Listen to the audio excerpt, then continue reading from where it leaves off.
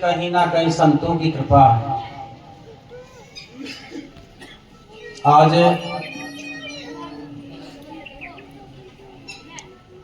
एक चीज देखने को मिल रही है, लोग कह रहे हैं कि कलयुग का समय चल रहा है और हमारे को सतयुग दिखाई दे रहा है। जो सतयुग में होने वाले काम हैं वो कलयुग में जब होते हैं तो उनके लिए सतयुग है, और जो कलयुग में फंस गए उनके लिए कलयुग है। संतों का मिलन, संत समागम हरि कथा और तुलसी दुर्लभ दो, लक्ष्मी और सुत धारा ये पापी को भी हो। संतों का मिलन और सत्संग, आप लोगों को दोनों चीज प्राप्त हो रही है, संतों से मिलन भी और सत्संग भी। संत समागम हरि कथा, संतों का समागम और हरि की कथा दोनों आपके जीवन में आज है। ये सतयुग नहीं है तो क्या है? संत समागम हरि कथा तुलसी दुर्लभ दो। तुलसीदास जी कहते दो चीज ही दुर्लभ है, लक्ष्मी और सुत धारा ये पापी आत्मा को हो। लक्ष्मी कहते हैं पैसे को और सुत धारा कहते हैं संतान को। पैसे तो ईमानदारी से भी कमा सकते हैं और बेईमानी से भी कमा सकते हैं, पर उसका कोई वजूद नहीं होता। आप एक घर में पति पत्नी, दो बच्चे, माता पिता, शांति नहीं। आज हजारों लोग सत्संग पंडाल में बैठे हैं, पर मुझे ऐसे लग रहा है जैसे कोई भाई बहन बैठे हैं। कितना प्रेम है। संत क्या सिखाते हैं? आपको जीने का रास्ता, आपको यहाँ की संस्कृति, मनुष्य जीवन में जन्म लेने के बाद मानव के कैसे कर्म होने चाहिए। और सौभाग्य की बात है, आज तो यहाँ के क्षेत्रीय विधायक मनीष यादव जी भी सत्संग शुरू में वहां से पहले आशीर्वाद लेके चले गए। ये आशीर्वाद देने का, संतों का हमारा और उनका लेने का, ये भी वो पिता परमात्मा ने फिट कर रखा। हमारे तो, हमने उनको निमंत्रण तो दिया था, पर मुझे नहीं पता था वो सबसे पहले वही आ जाएंगे। तो आशीर्वाद जिनके भाग्य में है, लाखों लोग मंदिर परिसर से जुड़े हुए हैं, आज हजारों लोग ही दिखाई क्यों दे रहे हैं? क्योंकि सत्संग तुम्हारे भाग्य में है, उनके भाग्य में नहीं है। जरूर जीवन का बाह्य दृष्टि से देखना, बाह्य वेशभूषा देखना, बाह्य तरीके से विचारधारा देखना, ये मानवता नहीं होती। आंतरिक दृष्टि में क्या है, आपके अंदर में क्या है, अंदर में क्या बोल रहा है, अंदर में किसको भज रहे हो आप, अंदर में कौन बैठा हुआ आपके, ये मायने रखता है। बाहरी दृष्टि से कोई इंसान अगर आपको खूब सुंदर दिखाई दे, लेकिन उसके अंदर में अगर काली मां छाई हुई है, तो ये कोई सत्संगी या कोई गुरु की पहचान नहीं होती। बगुला होता है, वो बिल्कुल सफेद होता है, लेकिन वो करता क्या है?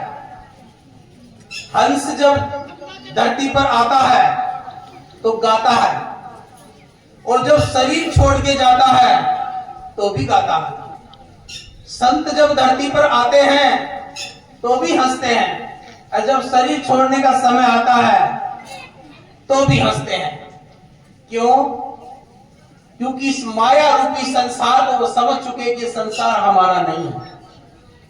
ये जो बाहरी तरीके से जो दिखाई दे रहा है, ये मंदिर, ये मकान, ये टेंट, ये जितने लोग, ये दुनिया किसकी है? काल भगवान की बनाई हुई। और कितने दिन के लिए? ये आर्टिफिशियल दुनिया है। जब तक तुम हो, ये दुनिया तुम्हारी है, और जब तुम इस दुनिया में नहीं रहोगे तो तुम्हारी दुनिया नहीं है। बाह्य दृष्टि से जो चीजें दिखाई दे रही है, बाह्य तरीके से तुम देख रहे हो, ये बाहर की दुनिया में तुम समाये हो, बाहर की दुनिया से प्रेम करते हो, तो ये प्रेम तुम्हारा कुछ पल का है। लेकिन आंतरिक तरीके से अगर उस परमपिता परमात्मा को भजना चालू कर दिया, आंतरिक तरीके से उस परमपिता परमात्मा की आराधना करने का रास्ता सीख लिया, अपने को जीते जी मारना सीख लिया, तो समझ लो कि आपका मानव शरीर पाना उचित है। वरना तो ये 84 लाख के जितने भी जीव जंतु पशु जानवर हैं, ये सब भी इस दुनिया में आते हैं। इनके भी पति पत्नी के रिश्ते होते हैं, इनके भी बच्चे होते हैं, इनका भी परिवार होता है, ये भी खाते हैं, ये भी भोजन करते हैं, लेकिन आप और उनमें फर्क है। 84 लाख योनियों के बाद ये मानव शरीर जो मिला, ये किराए का कमरा है, और इस किराए के कमरे को जिस समय पूरा होगा, वो रात को 12:02 पे भी इस समय पूरा हुआ, उसी समय में वो काल भगवान आपको लात मार के उसी टाइम में कमरे को खाली करा देगा। उस समय आपको बचाने वाला कौन आएगा? उस समय आप किसको याद करोगे? दोनों आंखों के मध्य भाग में ये सूरत शब्द जीवात्मा, महात्माओं ने इसको सूरत कहा। ये जीवात्मा दोनों आंखों के अंदर में, यहाँ पे जो माता बहनें अपने मांग भरती और भाई लोग तिलक निकालते हैं, इसी जगह पे जीवात्मा का सूरत का प्रकाश इसी पे बैठा हुआ है और आपके पूरे शरीर में फैला हुआ है।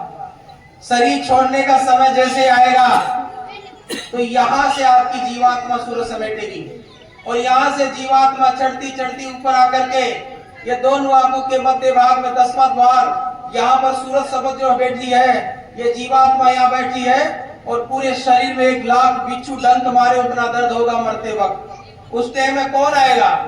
आपको कोई बचाने वाला आएगा? कोई बचाने वाला नहीं आएगा।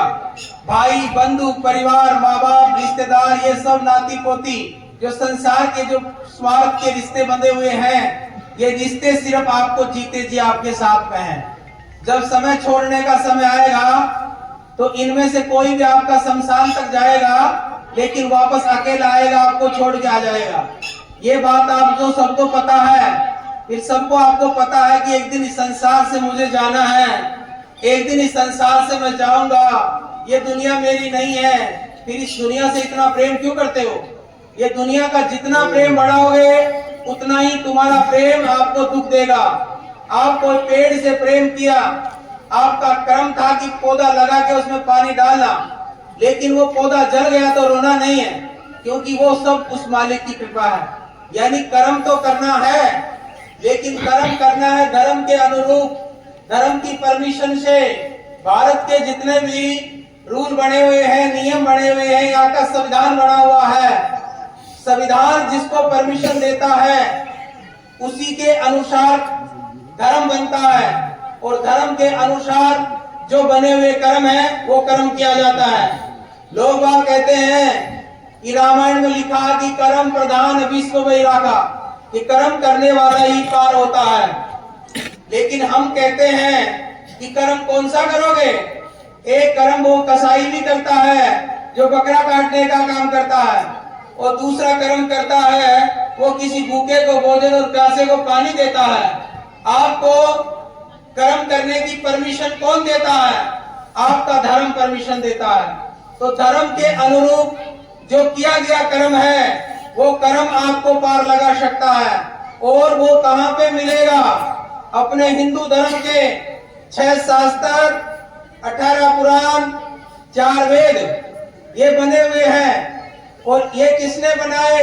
ये ब्रह्मा जी की माया है। और इसको पढ़ा किसने? इसको बनाया किसने? ऋषियों ने, इसको मंथन किसने किया? मुनियों ने। और साधु कौन है? अंदर में साधना करके गुरु नाम लेके भजन किया वो साधु। और संत कौन है? 6 शास्त्र 18 पुराण 4 वेदों का ज्ञान, जीते जी परमात्मा की प्राप्ति कर लिया हो और मरने से पहले ईश्वर को प्राप्त कर लिया हो, और इस दुनिया को जितने भी जीव जुड़े हुए हैं और जो उनके शिष्य हैं उनको परमात्मा से मिलने का भेद बता करके जीते जी इसी मानव मंदिर में परमात्मा से मिला दे, वो ही सच्चे संत है। जय गुरु। ये मानव रूपी मंदिर 5 तत्व 6 शक्तियों की से बनता है। 5 तत्व शरीर में विद्यमान रहते हैं। जहां पे तुम बैठे हो, जो आपका गुदा चक्र है, जिसमें पृथ्वी तत्व का वास है। जो आप पेशाब करते हो, इसमें जल तत्व का वास है।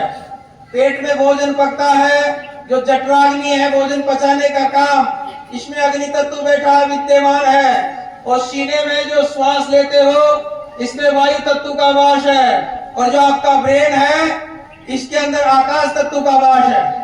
इसलिए आकाश तत्व का वास ऊपर की तरफ होता है। तो आपकी जीवात्मा जब शरीर से निकलेगी तो सूरज से जीवात्मा निकलते हुए ऊपर होती हुई जाती है, और उसी प्रकार से फिर आप इस शरीर से दूसरे शरीर में चले जाते हो। इस शरीर का नाम है स्थूल शरीर। ये जब शरीर छोड़ देगा तो आप किसके शरीर में चले जाओगे? लिंग शरीर में। और जब लिंग शरीर में चले जाओगे तो आपका भोजन क्या रहेगा?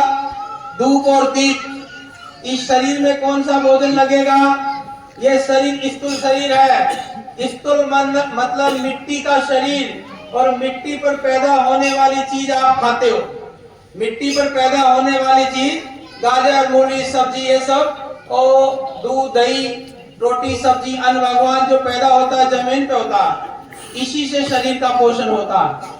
लेकिन लोग इतने अंधे हो गए, इतने पागल हो गए, इतने दीवाने हो गए कि आज दुनिया में, मैं ज्यादा तो नहीं बताऊंगा, लेकिन भारत में 75% लोग, जो भारत एक संत महात्माओं की भूमि है, यहाँ पे संतों का प्रादुर्भाव शुरू से रहा है। इस जमीन पर करके और इस संतों के सत्संग सुनते हैं, देवी देवताओं की पूजा करते हो। कोई हनुमान जी का भक्त है, कोई शिव जी का भक्त है, लेकिन शिव जी का है तो शिव जी ने जो किया वो मत करो, शिव जी ने कहा वो करो। हनुमान जी ने किया वो मत करो, हनुमान जी ने कहा वो करो। गुरु कहे वो करे, गुरु करे वो कभी नहीं करे। आपको महात्मा, संत महात्मा और शास्त्र जो परमिशन देता है वही चीज करें। आप कॉपी करने लग जाते हो, आप हर चीज की कॉपी करने लग जाते हो।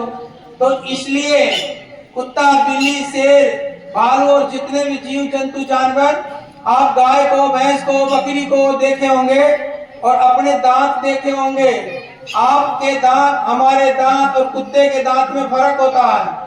उसके पैर और हमारे पैर में फर्क होता है।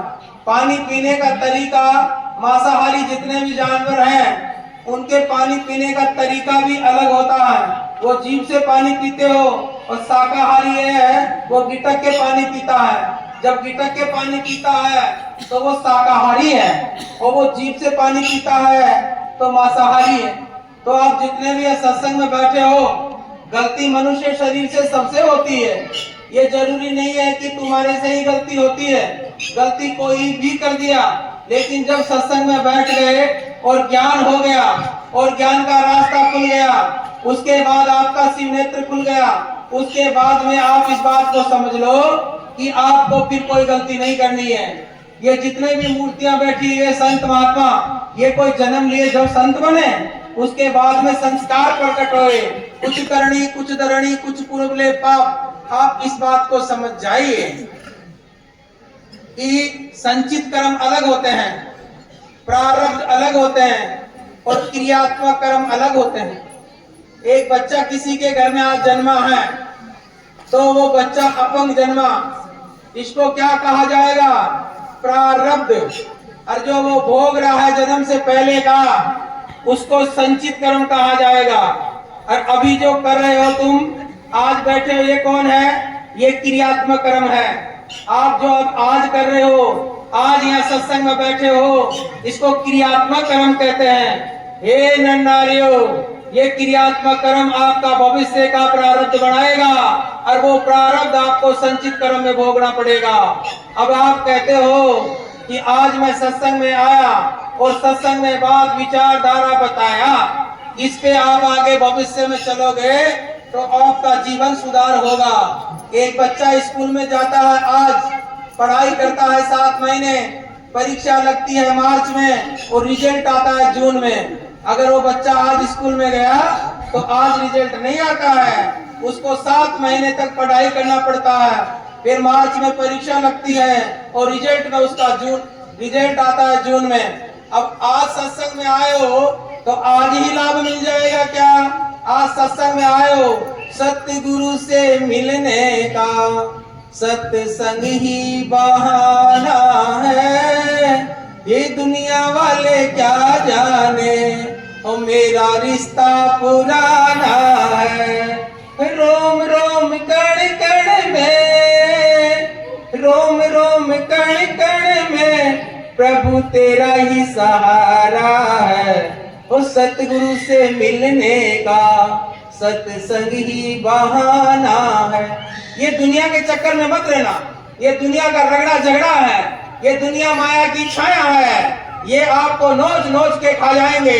इसलिए संसार के लोगों से, जो कुकर्मी जीव है, ऐसे लोगों से मत ही मिलो। इसलिए हम कहते हैं कि संतों की शरण में जाओ और नाम दीक्षा लो और सत्संग सुनो, और सत्संग सुन करके एक घड़ी आधी घड़ी आदि में पुनिहार साधु को इतना दीजिए, जाने कुटुंब सुभार, मैं भी भूखा न रहूं और साधु भूखा जाए। अरे संचित नहीं करना है, उसका वितरण करना है। वितरण का मतलब है कमाने की मनाही नहीं है। खूब कमाओ, खूब अच्छे कपड़े पहनो, खूब कमाओ, खूब कपड़े पहनो, खूब बढ़िया मकान, बढ़िया चकाचक खाओ, कोई मनाही नहीं है। भूख लगे दिन में 10 बार खाओ, फल फ्रूट खाओ, ड्राई फ्रूट खाओ, पर किसी जीव की हत्या मत करो, किसी जीव जंतु पशु को मार कर मत खाओ। आपके बेटे को कोई मारेगा, आपको कितनी तकलीफ होती है।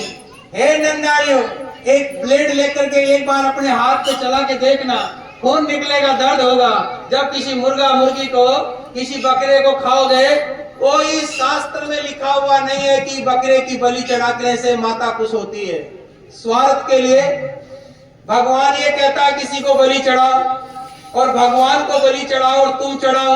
भगवान तो ये कहता है तू अपने आप को चढ़ा दे मेरे। अरे खुद को चढ़ा दो भगवान के दरबार में कि आज से मत तुम्हारा और तुम मेरा। जब भी कोई गुरु दरबार में जाए और मौका मिले, जब कोई सत्संग में जाने का सौभाग्य मिले, तो एक ही बात कहना कि आज से मैं तुम्हारा और तुम हमारा। बस एक ही बात कहना है कि आज से मैं तुम्हारा हूँ और तू मेरा है। अगर ये बात कह दोगे तो मेरी गारंटी है इस बात की कि आपको 6 महीने से पहले आपके जीवन में खुशियों के बहार हो जाएंगे। लेकिन मन में कपट रखोगे तो कुछ नहीं होगा। देखो, मोटी बात यह है कि आप किसी को मारते हो, तकलीफ देते हो, तो रूहानी संत जीवात्मा को, रूहानी जीवात्मा संतों की भाषा है, इसलिए वो जीवात्मा जब शरीर से निकलती है कष्ट होता है, लेकिन वो उस परम पिता परमात्मा ने जिस जीवात्मा को बनाया वो जीवात्मा को निकालेगा। लेकिन आप उसको जबरदस्ती कोशिश करके निकाल रहे हो तो आप उसके यमदूत निकल रहा। कई लोग बाग ये भी पसंद कर देते हैं, कई बार सत्संग में बता देते हैं कि महाराज जी सब काम उसी की इच्छा से हो रही है तो मैं उसको मार रहा हूँ, वो भी उसकी इच्छा से हो रहा है। नहीं, कई बार मेरे से पसंद करते हैं कि सब काम उसकी हरी इच्छा से होता है तो मैं बुरे काम कर रहा हूँ, वो भी उनकी इच्छा से होती है। नहीं, अभी बताया दिया था शास्त्र की परमिशन जिस चीज से मिलती है, शास्त्र आपको जो परमिशन देते हैं वही काम आप कर सकते हो। शास्त्र से विरुद्ध कर्म करोगे उसकी सजा भोगने के लिए तैयार रहना। इसलिए सब कर्म उस परमात्मा की कृपा से नहीं होता। एक मालिक होता है जिसके पास 10 गाड़ी होती है, एक गाड़ी को एक ड्राइवर एक्सीडेंट करके आ गया तो गलती मालिक की नहीं ड्राइवर की मानी जाएगी, क्योंकि मालिक की गलती होती तो 10 की 10 गाड़ी एक्सीडेंट क्यों नहीं हुई, उस ड्राइवर की लापरवाही रही है। इसलिए मालिक यानी परमात्मा, ड्राइवर आपकी जिंदगी है, चलाने वाले खुद हो। इसको किस प्रकार से क्लीच ब्रेक गियर आपके हाथ में है, आप किस तरीके से अपनी गाड़ी को चलाते हो वो आप पे डिपेंड है। इसलिए कर्म भी वही करें जिसको परमिशन परमात्मा की दी हुई और शास्त्रों में लिखी हुई है। आप इस संसार में बैठे हो, ये मर्जी किसकी है? ये ब्रह्मा जी की माया है, ये ब्रह्मा जी का संसार है। जितने भी देवी देवता सब अंड पिंड जराई जोरस्ता और जितने भी जीव जीवात्मा है 4 प्रकार के, ये पेड़ पौधे हैं, ये 3 तत्वों के बने हुए हैं। आप में 5 तत्व है, 5 तत्वों का आदमी चलता भी बोलता भी है, लेकिन खाना ये है, ये ऑक्सीजन लेते हैं, कार्बन डाइऑक्साइड लेते हैं और ऑक्सीजन को बाहर निकालते हैं, आपके लिए प्राणवायु देते हैं। इसलिए पेड़ पौधे भी आपके जीवन साथी हैं। आपके जैसे ये कीट पतंगे ये भी है, और जल में रहने वाले अंडज पिंडज वो भी हैं, और आप भी। इसलिए 4 प्रकार के जीवात्मा। लेकिन सबसे ज्यादा रास्ता मिला किसको? परमात्मा को पाने का, वो मिला मनुष्य को। क्योंकि मनुष्य इतने लोग एक साथ बैठ करके सत्संग सुन सकते हैं, अच्छा बुरा सुन सकते हैं, शरीर पर कपड़ा पहन सकते हो। आपको पता है आप नग्न पैदा हुए थे, लेकिन कपड़े क्यों पहन रखे हो? क्योंकि आप में दिमाग है कि ये शरीर जो है ये जिसका अधिकार होता है उसी के लिए है और किसी के लिए नहीं है। जानवरों में ऐसा होता है, कुत्ता बिल्ली शेर बकरी जानवर जितने भी हैं, इनको माँ बहन की पहचान होती है क्या? नहीं होती। हे नर नारियों, कुत्ता होता है वो उसी को जन्म लेता, उसी से भोग करता और संतान पैदा, वो जानवर है। इसलिए आप इंसान हो। हे इंसान सुन लो ध्यान से, ऊपर से परमात्मा आदेश कर रहा है मालिक, वो संतों के मुखारबिंद द्वारा।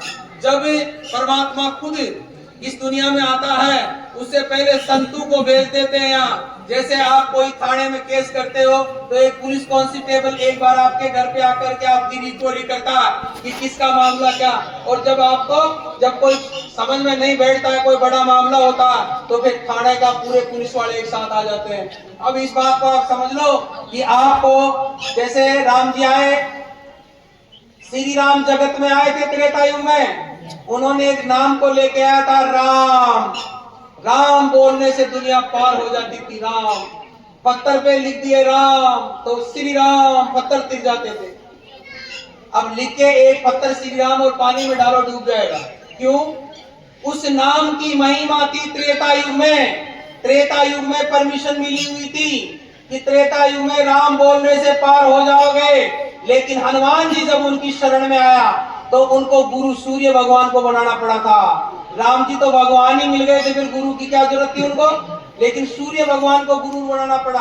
और श्री राम जगत में जब आए तो उन्होंने विश्वामित्र और वशिष्ठ मुनि 2 गुरु थे। विश्वामित्र जी कौन थे? शिक्षा गुरु। और वशिष्ठ मुनि कौन थे? दीक्षा गुरु। दीक्षा होती है नाम की, शिक्षा होती है किताब की। जैसे आपके स्कूल में जो आज के टीचर पढ़ाते हैं, तो ये कौन से गुरु? ये शिक्षा गुरु। और दीक्षा गुरु कौन है? जो नाम बताएगा, नाम। उस परम पिता परमात्मा से मिलने की डोर बताएगा। पतंग और डोर का रिश्ता है।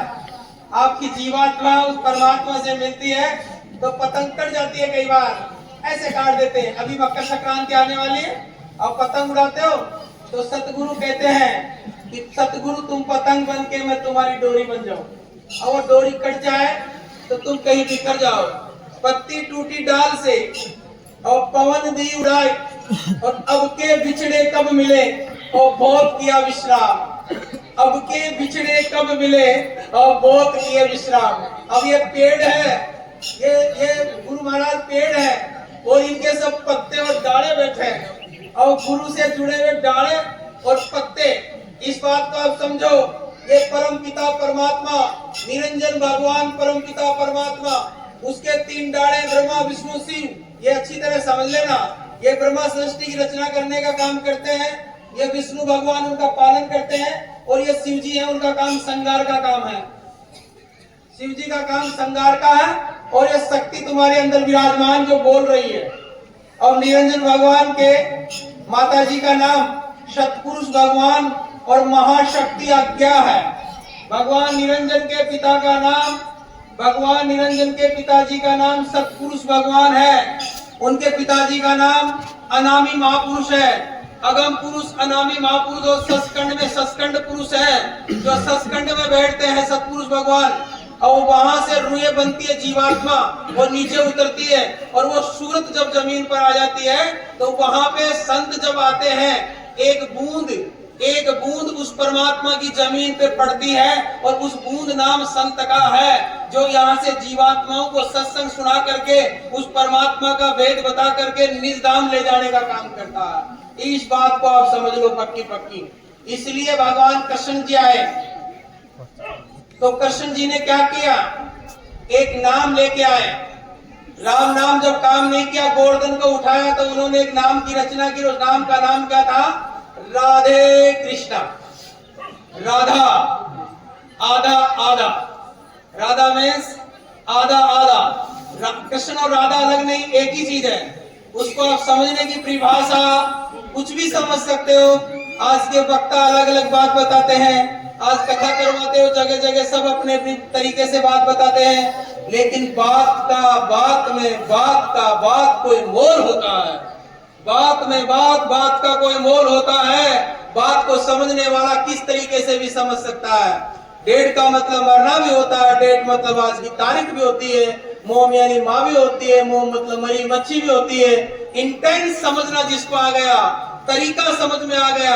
यहाँ सत्संग में बैठ करके तुम्हारा दिमाग अगर ये काम कर रहा है कि ये महाराज जी कितना बोल रहे हैं, कोई सोच रहा है महाराज जी रेगुलर बोलते ही रहेंगे क्या, कोई बोल रहे हैं इनका गला नहीं फाट जाए, और कोई कह रहे हैं कि ये वचन हमारे सीधे फिट हो रहे हैं हृदय कमल में, और ये सूरत को जाके टकरा रहे हैं। जैसे सूर्य रूपी किरणें धरती पर गिरती है तो कागज रूपी मनुष्य को नहीं जला सकती। सूर्य रूपी परमात्मा कागज रूपी मनुष्य को जलाने के लिए लेंस रूपी सतगुरु की जरूरत है। और जब कागज सूर्य के सामने लगाओगे तो कागज को सूर्य की किरणें जला नहीं सकती, लेकिन उसी कागज पर लेंस लगाना पड़ेगा, और लेंस में वो परावर्तित किरणें होकर के डबल पावर दिखाने से वो कागज जल जाएगा। इसलिए तुम सुबह उठ करके रोज राम राम राम करते रहो, शांति तो मिल जाएगी। लेकिन उस परम पिता परमात्मा का जो भेद है वो रामायण में लिखा हुआ है। रामायण इसकी साक्षी है कि द्वापर में भगवान कृष्ण ने राधा नाम लाया था। मैं किसी महात्मा की आलोचना करने के लिए या कोई पॉलिटिक्स किसी मैटर की बात नहीं करूंगा। मेरे सत्संग में किसी को कोई टारगेट बनाने का टारगेट नहीं रहता। मैं ये नहीं कह सकता कि मैं महाज्ञानी हूँ। मैं संतों के चरणों की कमल रजन की एक छोटी सी मिट्टी का कण हूं, जय गुरुदेव। इसलिए भाई बहनों, मैं कितना ये सब गुरु महाराज और संतों की कृपा है, इसकी वजह से आपको ये बात बता रहे हैं कि आप इस बात को समझ लेना कि ये जो आज का जो दिन है, ये समय है, इस समय में डोर कब कट जाती है, कब जुड़ जाती है, कब जुड़ती है, कब कटती है, कब बता दिया जाता है, कब जोड़ दिया जाता है, ये सब काम पहले से फिट रहता है। इसलिए सोचने विचारने की जरूरत नहीं है। आप लोगों को ज्यादा सोचने विचारने की जरूरत नहीं है। रामायण में साफ लिखी हुई है कि कलियुग केवल नाम है धारा, सुमिर सुमिर नर उतरह पारा। सतयुग में यज्ञ का महत्व था। यज्ञ करवा के मेडिटेशन करते थे। 1 लाख वर्ष की उम्र होती थी आदमी की, और हाथी जैसे मन होते थे, और 22.5 हाथ लंबाई हुआ करती थी। उस समय में यज्ञ का महत्व था। यज्ञ से देवताओं की आह्वान करते थे, सामने देवता प्रकट होते थे, उन्हीं से आशीर्वाद पाके गुरु की दया से प्राप्त करके फिर जीवात्मा कई 1000 वर्ष तपस्या करके परमात्मा से मिलते थे। ए नन्नारियों, भेद समझ लो। उसके बाद में युग परिवर्तन हुआ तो राम जी का समय आ गया, तो 1 शून्य कम हो गई, 10,000 वर्ष का समय हो गया, और आदमी की जब तब का समय चलने लग गया। तपस्या करने लगे लोग बाग। तपस्या जैसे कई महात्माओं को देखते होंगे, चारों तरफ अंगीरे जला करके ऊपर मटकी रखे। कई पंथ होते हैं अलग अलग, जैसे कोई गिरिपुरी, भारतीय, ऐसे अलग अलग पंथ, अलग अलग सबकी सिद्धांत होते हैं। परमात्मा तो एक ही है, रास्ते अनेक हैं, किसी भी रास्ते के द्वारा आप जा सकते हो। इसलिए एक विधान बना हुआ है कि चारों तरफ अग्नि जला के, वो भी तपस्या कहते हैं। उस तपस्या का महत्व ज्यादा समय था त्रेता युग में, और द्वापुर में जपका तपका, द्वापुर में था तब जपका, जपना नाम को, और उस समय में फिर 1 शून्य कम हो गई, और 1 शून्य कम होकर के आदमी की उम्र हो गई 1000 वर्ष, और आदमी की लंबाई 13.5 हाथ त्रेता में, और द्वापुर में 7.5 हाथ हो गई, और आज आ गया आपका कलयुग। इस कलयुग के अंदर 3.5 हाथ की लंबाई है, 3.5 हाथ नाप लेना सब, और आपका मन हो गया चींटी के समान, चींटी के समान शरीर हो गया, 3.5 हाथ की लंबाई हो गई, और मन आपका इतना दुर्लभ हो गया, चींटी समाना सूक्ष्म शरीरा, जैसे चींटी पैर के नीचे आई और तभी भी स्वाहा हो जाता है, उसी प्रकार से आप और हमारा जो जीवन है ये एक पल का है, इसका कोई भरोसा नहीं, ये शरीर कब छूट जाए, कोई किसी का भरोसा नहीं, घर से कब चले कब पहुंचे। इसलिए ये सब गुरु महाराज की माया और संतों की माया है। हे नर नारियों, संतों ने जो तुम ये सोचते होंगे कि संत महात्माओं के बहुत मौज होती है, अरे भाई तुम्हारे को शरीर, कलयुग का समय चल रहा है, तुम्हारे को परमिशन मिली चुकी है कि तुम्हारे 2 बच्चे हैं, 1 2 3 जितने तुम्हारी मर्जी उतने पैदा करो, और घर में पत्नी के साथ रहो, शादी करवाओ, गृहस्थी में रहो। अरे हम ही गृहस्थी है, गृहस्थी और सन्यास ये अलग अलग चीजें हैं। अब तुम्हारे पास रास्ते, तुम सन्यास में जाना चाहते हो या गृहस्थी में। शास्त्र मत के अनुसार 7 वर्ष से पहले गृहस्थी से सन्यास में अगर चला गया उसके लिए बेस्ट माना गया जय गुरुदेव। बाद में अगर कोई गया है उसके लिए लिखा आपत्ति काल मर्यादा नास्ति। आपत्ति काल में अगर कोई होता है, जिस रोग का इलाज डॉक्टर से ना हो उस रोग को कहते हैं असाध्य रोग। असाध्य रोग में जब कोई दवाई नहीं काम करती है तो दुआ काम करती है, वो तो परमात्मा से जाके दुआ ले, संतों की शरण में जाएं और दुआ लेते रहें। उन दुआओं से क्या होगा कि आपको एक नाम मिलेगा, और उस नाम से पहले तो आप भक्ति करोगे, भक्ति से शक्ति मिलेगी, शक्ति से संसार होगा, और संचार के बाद में आपके अंदर में एक आत्मा बोलेगी, और ये आत्मा आपको सत्संग के लिए प्रेरणा करेगी। सत्संग में जाओगे तो सतगुरु मिलेगा, और सतगुरु मिलेगा तो आपके खेत में बीज बोलेगा, लेकिन डायरेक्ट बीज नहीं बोया जाएगा। जब किसान खेती करता है तो पहले खेत की निगराई जुगड़ाई करता है, उसमें अच्छी तरह पहले ट्रैक्टर से उसमें सिमार देगा, हल चलाएगा, और अच्छा बीज लाएगा और बीजारोपण करेगा, और अच्छा खाद और पानी देगा तो फसल लहराएगी। हे नन्नारियों, आप लोग अगर पहले सत्संग में जाओगे, लोगों की सेवा करोगे, जैसे अभी लंगर चलेगा तो लंगर के अंदर कोई पात्र ढूंढा देगा, कोई प्रसादी वितरण करेगा, कोई पत्तल उठाएगा, तो ये जो सेवा भाव है इससे शरीर का कष्ट कटता है। आप कई बार सुनते हो, आप अलग अलग भाषा सुनते हो कि कोई तन से, कोई मन से, कोई धन से, ये बात सुनी होगी। इसका कारण क्या है? तन से कौन सी सेवा होती है? तन से सेवा होती है लंगर में आप पत्तल उठा रहे हो, प्रसाद कर रहे हो, यहाँ ये कार्यकर्ता जितने भी लग रहे हैं कल से, ये टेंट की व्यवस्था लगा रहे हैं, झंडी लगा रहे हैं, पोस्टर लगा रहे हैं, सफाई कर रहे हैं, मंदिर परिसर की धुलाई कर रहे हैं, तो ये शरीर की सेवा हो गई। तो शरीर का रोग मिटेगा शरीर से सेवा करने से। तुम चाहे लाखों संत महात्मा तुम्हारे भूखे नहीं है पैसे के, मांगन मांगन सब कहे मांगा मिले ना भीख, मांगन से तो मरना भला कह गए दास कबीर।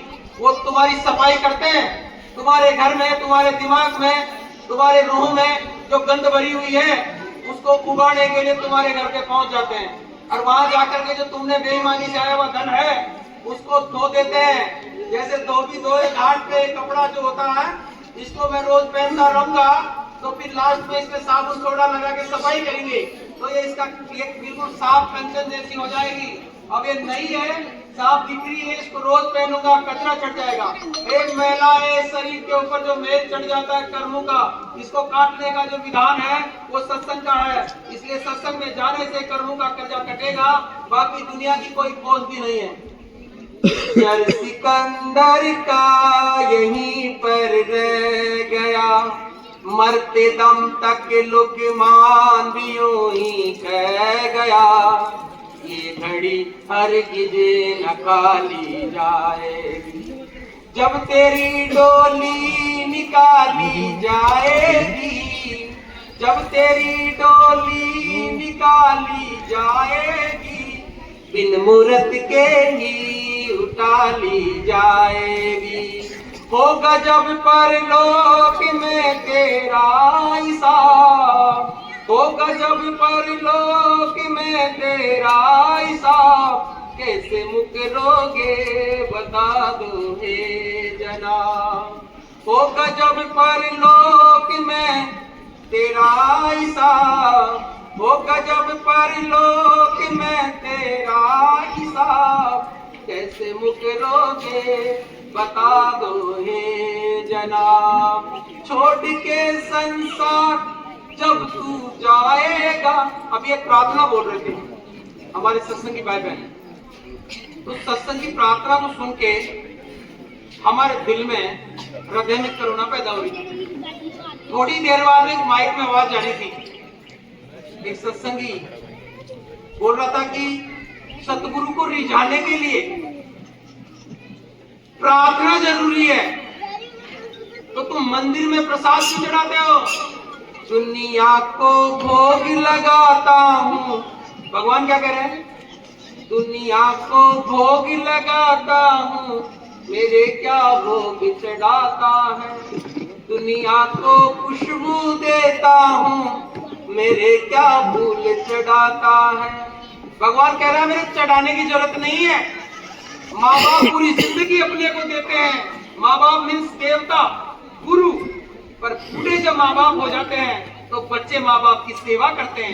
इसलिए ठाकुर जी की सेवा पंडित जी करते हैं। भगवान को जरूरत नहीं है, उनका नियम, उनका कर्तव्य बन जाता है सेवा करने का, कि वो भगवान की सेवा करें, क्योंकि सेवा से मेवा मिलता है, और भक्ति से भगवान, और दान करने से धन मिलता है, और गुरु करने से ज्ञान। संत आए उस लोक से जहां हमारो धाम, संत आए उस लोक से जहां हमारो धाम, और हमको घर पहुंचाना ये संतन को काम, ये संतों का काम है। तुम अपने आप में ही कभी बैठ जाओ एक जगह। एक आदमी मेरे पास आया, मैंने कहा गुरु बना रखा है? बोले महाराज ना, बैरू जी महाराज की मानते हैं। बैरू जी, उससे क्या इंटेंस? बोले बैरू जी के पकड़ो, चढ़ावा दो 1-12 महीना। पढ़े लिखे टैलेंट, तुम एजुकेट, अपने आप को इंटेलेक्चुअल कहते हो। ये गांठ बांध लेना, तुम्हारा बाप भी अगर किसी को बलि बख्शन दे रहा है तो आज से तुम्हारे बाप को रोक देना, क्योंकि तुम्हारी शिक्षा इसीलिए बाप ने दिया है कि मैं गलत करूं तो तुझे रोकना चाहिए। गलत काम अगर पिता करता है तो बच्चे का अधिकार बनता है रोकना। तुम उस जगह ये मत देखना मेरा बाप है। बाप बाप बन के रहे जब तक बाप माने, लेकिन बाप अगर गलत रास्ता चुनने लग जाए तो बेटे का अधिकार है उस बाप को रास्ता दिखाना। जय पहला भक्त हुआ था, अपने बाप को रास्ता दिखाया था, हिरण्यकश्यप। तो तुम सब पहलाद हो, तुम सब पहलाद हो। गलत रास्ते पे चलने वाला इंसान, अगर वो बाप हो, दादा हो, चाहे बेटा हो, उसको सुधार सकते हो। ये तुम्हारा कर्तव्य बन जाता है। अगर ये काम नहीं करोगे तो कर्तव्य से विमुख हो तो तुम काफिर बन जाओगे। प्रेम से सूखी रोटी पानी में भिगो के भी खाएं तो उसमें प्रेम भरा हुआ है, लेकिन माल मलिदा बना करके तुम्हारे को कोई अपमान शब्द से खिलाए तो वो जहर बन जाता है। जरूर घर पे तुम्हारी चाय बनती है, पत्नी को बोलोगे चाय बना के लिया, कि तू ही बना के पिला दे, नहीं पिलाऊंगी मैं, तो समझ लेना वो चाय कॉफी जो बनी है या खीर बनी है वो पॉइजन बन चुका है, पीने वाले के लिए हराम हो गया वो। और अगर पत्नी को बिना कहे वो आपको कॉफी बना के लाई है तो वो आपकी कॉफी है। लेकिन अगर उसी कॉफी में कॉफी बनाते वक्त आज गुरुदेव आए हैं, मेरे भगवान आए हैं, आज गुरुदेव आए, मेरे भगवान आए, सदा संसार में सतगुरु नरदेदार के आते हैं। ये दुनिया वाले जाने ना जाने, उन्हें पहचान न पाते थे। स्वयं दशरथ के बेटा श्री राम जगत में आए थे। स्वयं दशरथ ने उन्हें कभी न पहचान न पाए थे। स्वयं दशरथ अपने बेटे को वन में पढ़ाया था। माँ बाप जानते हैं क्या कि मेरा बेटा आगे भविष्य में जाके बनेगा? नहीं जानते, नहीं जानते। सरस्वती सूरा जन बड़े भागण दातार, और लक्ष्मी जी तो भक्त जने और फूड जने संसार। आपके बेटे में, आपके भाई में, आपके पिता में अगर ये तीन गुण है, सरस्वती सूरवीर जन है। अगर कोई स्त्री अगर सरस्वती की तरह है, सरस्वती मैया, तो उसके पुत्र होगा सूरवीर। सरस्वती सूरा जन है, बड़े भागण दातार, बड़वागण औरत के दातार पुत्र पैदा होगा। सरस्वती सूरा जन है, बड़वागण दातार, और लक्ष्मी जी तो भक्त जन है और पूर्ण जन है संसार। लक्ष्मी होगी तो भक्त जने, भक्त। लक्ष्मी होगी तो भक्त जने और पूर्ण जने संसार। लक्ष्मी होगी तो भक्त जने और पूर्ण जने संसार। हमारे सत्संग में कहने की जरूरत नहीं पड़े, पीछे से जो आवाज आ रही है बंद करें, नहीं पंडाल से बाहर निकले। फिर कहोगे महाराज जी डांटते हैं। पंडाल से बाहर निकलो, ऐसे कोई आवाज नहीं करेगा जब तक सत्संग चलेगा। जिनको बात करनी है पंडाल से बाहर जाके करो। सत्संग में बोलने की जरूरत ही नहीं पड़नी चाहिए। संस्कृति सीखो, यहां से, यहां आकर के संस्कृति सीखो। हजारों लोग एक साथ बैठ करके जब तक सत्संग चलता है सुनते हो, नहीं तो आप छोटे से मेले में चले जाना, किसी तेजाजी के मेले में। कोई डुक्कम डुक्की लगा रहा है, कोई पोस रहा है, कोई किलखारी मार रहा है, कोई बार गाल रहा है। ये चीज यहाँ पे नहीं मिलेगी। यहाँ पे संत महात्माओं का दरबार है, यहाँ पर मैनर्स है, यहाँ पर संस्कृति है। लेकिन देसी घी में कभी डालडे की बूंद आई जाती है, इसलिए कोई कोई आवाज कर ही देते हैं। वो बेचारे क्या जाने, उनको ज्ञान नहीं रहता। अरे बात करने की जरूरत भी पड़े तो ऐसे करो कि दूसरा नहीं सुने, खुद ही सुनो। भजन भी करो तो किलकारी मारने से भगवान नहीं सुनेगा। अंदर में करो, अंदर का मामला है। सत्संग सुनाने का होता है और भजन करने का होता है। इसलिए सत्संग करने का होता है, आपको सुनाया जाएगा, पर भजन करने का। अभी आपको बताया था कि पत्ती टूटी डाल से पावन दी उड़ाए, और अब के बिछड़े कब मिले, अब बहुत किए विश्राम।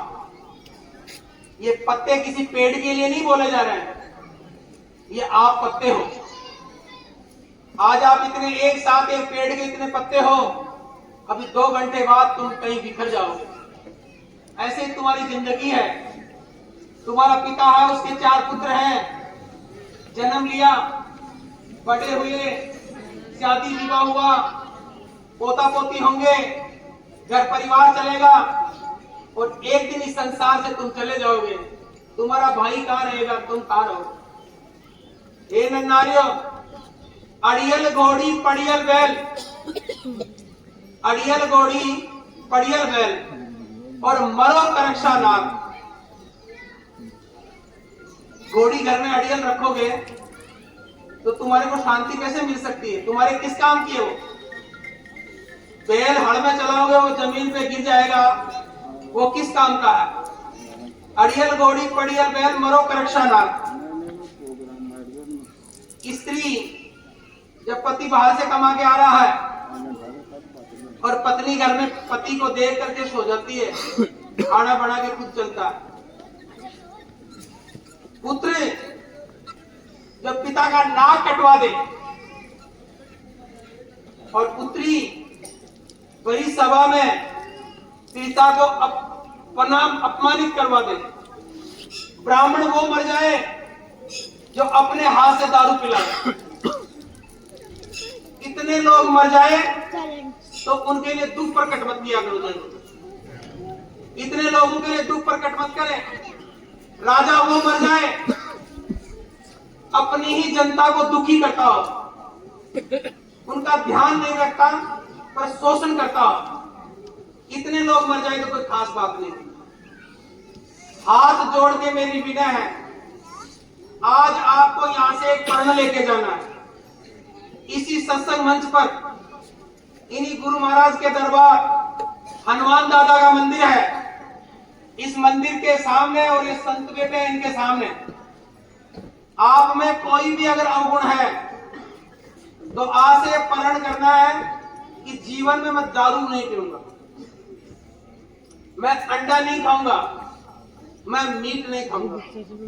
अगर ये प्रण आप करके गए आज तो इस कोस बड़े में आने का महत्व है। और ये प्रण अगर आपने नहीं किया तो फिर आपके शरीर को तृप्त करके गए हो, आत्मा को तृप्त करके नहीं गए जरूर। सत्संग जीवात्मा की तृप्ति है, सत्संग जीवात्मा की तृप्ति है और भोजन शरीर की तृप्ति है। भोजन खाने से शरीर तृप्त होता है और भजन करने से आत्मा तृप्त होती है। इसलिए आपके अंदर जो आत्मा है इसको तृप्ति जब मिलेगी जब आज जो सत्संग सुनाए इन वचनों को अपने जीवन में उतारने से फायदा है। और मेरे भी जीवन का जब भी महत्व है, आप लोगों को आज जो मैं सत्संग सुनाया गुरु महाराज की कृपा से, उनकी प्रेरणा से, इस सत्संग को आप लोग अपने जीवन में उतारें। और अगर जीवन में नहीं उतारे तो ना तो मेरा देने का महत्व और ना तुम्हारा सुनने का महत्व। क्योंकि आपने एक बात सुनी होगी कि अंधा गुरु और बहरा चेला और दोनों नरक में डेलम डेला। अंधा गुरु और बहरा चेला, गुरु तो अंधा है कि चेला को देख नहीं सकता, वो कैसा चेला, और चेला बहरा ठंड है, गुरु कहता क्या है वो करता क्या है। अभी आपको बताया कि गुरु कहे वो करे, गुरु करे वो मत कहे। अब तुम घर जाकर के कभी ऐसी पोशाक पहन के सब आवाजी बढ़ जाओ और तुम्हारी पत्नी अखड़ा में हमारे व्हाट्सएप पे, मैसेंजर पर, इंस्टा पर, फेसबुक पर, मतलब जितने भी ऐप है सोशल मीडिया के सब पे मैसेज डाले कि गुरुजी क्या कर दिए, हमारे पति बाबा जी बन गए। बाबा जी शरीर से नहीं बनना है, मन से बढ़ जाओ, मन से। ये जितने भी लोग बैठे इनमें ऐसे ऐसे लोग भी हैं जो साधु है या बैठे इनमें पंडाल में, मैं बता सकता हूँ जितने भी लोग बैठे इनमें साधु हैं, पर उनकी वेशभूषा साधु जैसी नहीं है। वो मन से साधु हो लिए, उन्होंने मन को मार लिया, और जो मन को मार लिया वो शरीर कभी भी छोड़ देगा, उनकी मोक्ष हो जाएगी। और जिन्होंने मन को जिंदा रखा है, कपड़े से साधु बन गया, उनकी मौत होगी, मोक्ष नहीं होगी। जब मन को जीते जीत है और मन को हारे हार। मन को जीत लोगे तुम्हारी जीत है, और मन से हार गए तो हार गए। तो मन को हमेशा विजय बनाए रखें, मन से हार नहीं माने। ना मैं बोल रहा हूं और ना मैं सुन रहा हूं, तुम कोशिश कर रहे हो, मैं कोशिश कर रहा हूं। मैं गुरु महाराज की प्रेरणा सुनाने की कोशिश कर रहा हूं और तुम सुनने की कोशिश कर रहे हो। तुम भाव ये मत रखो कि मैं सत्संग सुनने के लिए गया हूं और सत्संग सुन के बड़ा आदमी हो गया। सुनने से कुछ बड़े नहीं होंगे। मान सम्मान यहाँ राजस्थान की परिपाटी और संस्कृति है। बाकी मोटी बात बता दूं, मान सम्मान में आदमी के अहंकार आता है। इसलिए मैं कई बार कहता हूं हमारा इतना मान सम्मान की जरूरत नहीं है, हमारे वचन सुनो। पर ये संत महात्मा कहते हैं और यहाँ के जो भक्तगण कहते हैं कि महाराज जी साल का एक बड़ा अगर प्रोग्राम आश्रम पर है हम आपको बाजे से, ताल से, मर्दन से, छत्तर से, छाया में आपके ऊपर राजा महाराजाओं की तरह आसियाने निकाले, इससे हमको अच्छा फील होता है। पर मुझे वो अच्छा फील नहीं होता।